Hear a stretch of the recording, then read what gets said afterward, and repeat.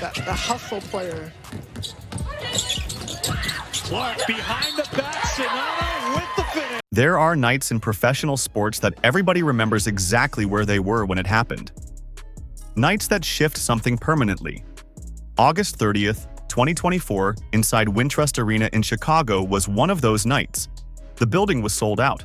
The crowd came ready to boo. Shaquille O'Neal was sitting courtside. Sue Bird was in the building.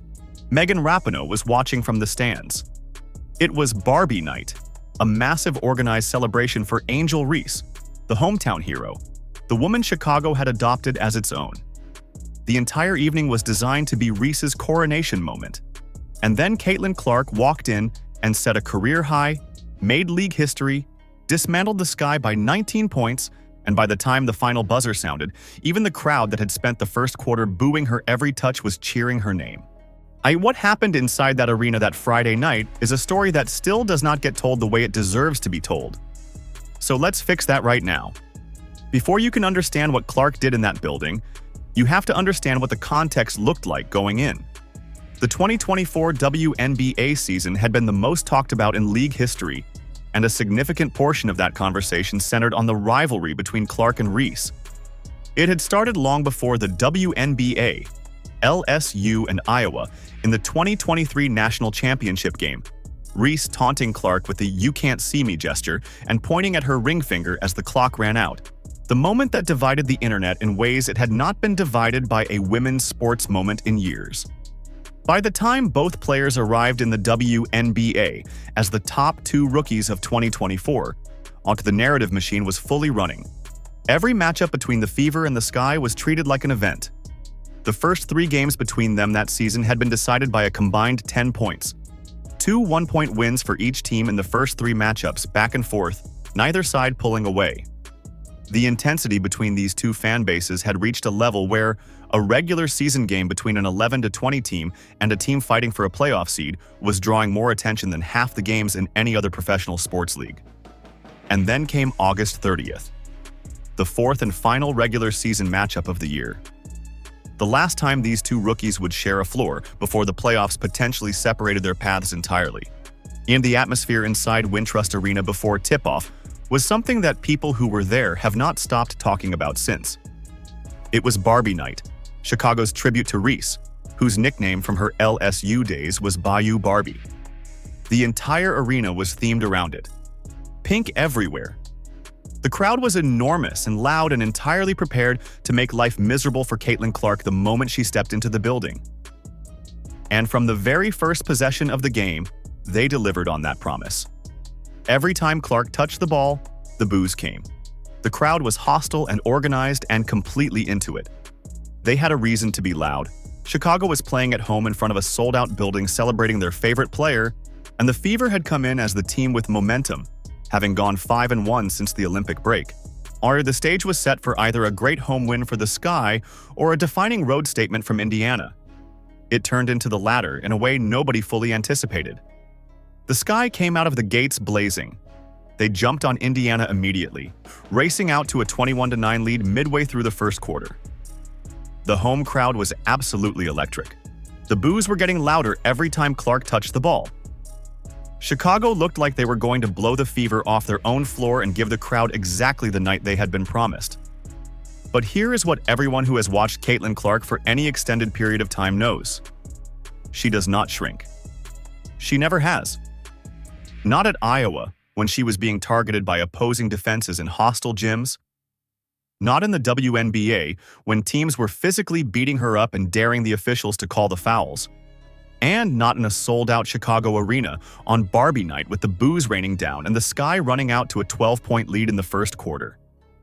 If anything, the more uncomfortable the environment, the more locked-in Clark becomes. And what happened between the moment the Sky went up 21-9 and the moment the final buzzer sounded was one of the most complete individual performances of Clark's professional career.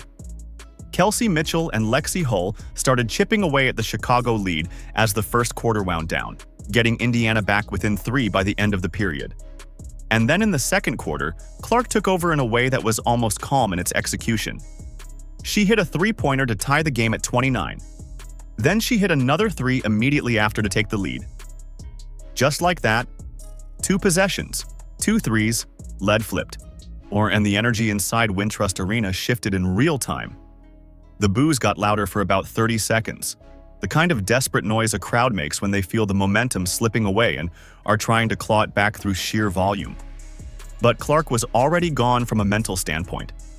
She was in that place that only the truly elite competitors reach, where the crowd stops being something to manage and starts being something to feed off. Indiana built a 10-point lead before Chicago could stabilize, and from that point forward, the outcome was never really in doubt. The Fever won 100-81 in a statement that reverberated across the entire league. What Clark actually did statistically in that game was something the WNBA had never seen before. She finished with a career-high 31 points and 12 assists. She shot 8 for 14 from the field, including 5 for 9 from three-point range, and she went 10 for 11 from the free throw line. That combination, more than 30 points alongside 12 assists in a single regulation game, had never been done before in WNBA history. She was the 5th player ever to put up 30 points and 10 assists in a game, and only the 3rd to do it in regulation.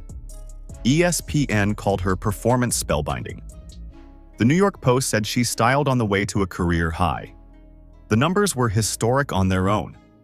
But what made the performance feel different from a regular statistical achievement was the context it happened in.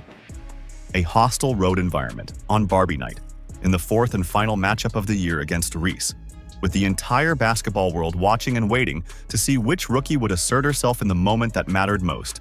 And here is where the story takes a turn that not everyone caught in the immediate aftermath. Because the Chicago crowd, which had spent most of the evening making as much noise as possible against Clark, started doing something completely unexpected in the 4th quarter. As the game became a blowout and Indiana was up big and Clark was still out there playing her game, the tenor of the crowd shifted. The boos started thinning out.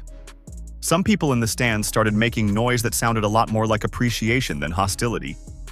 And then, with about 3.5 minutes left in the game, Stephanie White subbed Clark out. She had done her work. The game was decided. And as Clark walked off that floor in Chicago, in the building that had booed her all night on a night dedicated to her rival, she stopped, or turned to face the crowd and waved her arms to get them going. Not in a taunting way, in the way someone does when they want to feel that energy one more time before they leave the floor. And the crowd responded. The same people who had been booing her every touch were cheering. The same arena that had organized an entire night around Angel Reese was applauding Caitlin Clark as she walked off the court. That moment, that specific moment, said more about what Clark had done that night than any number in any box score. On the other side of the court, Reese had her own kind of historic night. She recorded 10 points and 11 rebounds, giving her 23 double-doubles on the season and breaking the WNBA rookie record previously held by Tina Charles. She also passed Sylvia Fowles for the single-season Chicago rebounding record. Those were genuinely significant accomplishments that deserved recognition. And they got it, just not in the way the night was supposed to unfold.